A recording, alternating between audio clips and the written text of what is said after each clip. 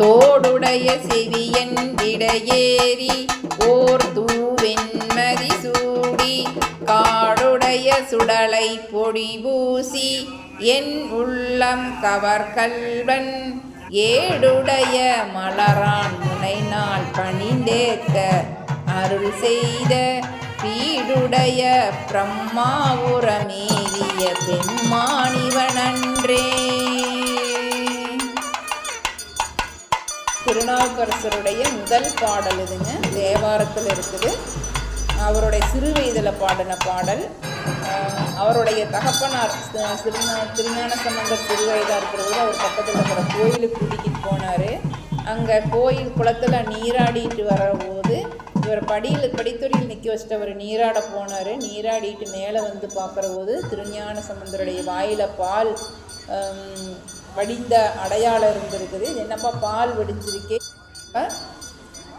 நடந்த நிகழ்வை வந்து பாடல் வடிவில் சொல்கிறாருங்க. எருதின் மேலே ஏறி வந்தார், காதில் தோடு அணிந்திருந்தார், தலையில் ஒரு வெண்மதி சூடி இருந்தார். அந்த வெண்மதி எப்படி இருந்ததுன்னு சொல்கிறாருங்க, தூவெண்மதி, அதாவது களங்கமற்ற தூய வெண்மதியாக இருந்தது. தூய வெண்மதி அப்புறம் அதுக்கப்புறம் என்ன எப்படி இருந்தாருங்க, காடுடைய சுடலை பொடி ஊசி. சுடலைன்னா சுடுகாடு, நாட்டில் சுடுகாட்டில் இருக்கிற சாம்பலை பூசி இருந்தார். அவர் தான் என் உள்ளம் கவர் கல்வன். கல்வன்னா தேடன்.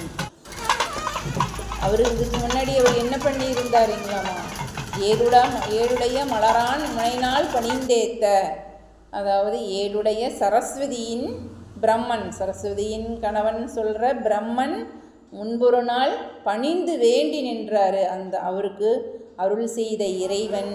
அந்த இறைவன் யார் அப்படின்னா, பணிந்து ஏற்ற அருள் செய்தார் இல்லைங்களா, அந்த இறைவன் யார்? பீடுடைய பிரம்மாவரமேவிய பெம்மானிவனன்றே. பீடுடைய சீர்காழியில் வீட்டிருக்கின்ற சிவனே அவன்தான் எனக்கு பசியால் அழுதபோது பால் கொடுத்தான் அப்படின்னு அவர் சொல்கிறாரு. சிவபெருமானே வந்து இவருக்கு பால் கொடுத்ததுனால ஞானப்பால், திருஞான சம்பந்தர்னு பேரே அதனால தான் வந்திருக்குங்க அவருக்கு.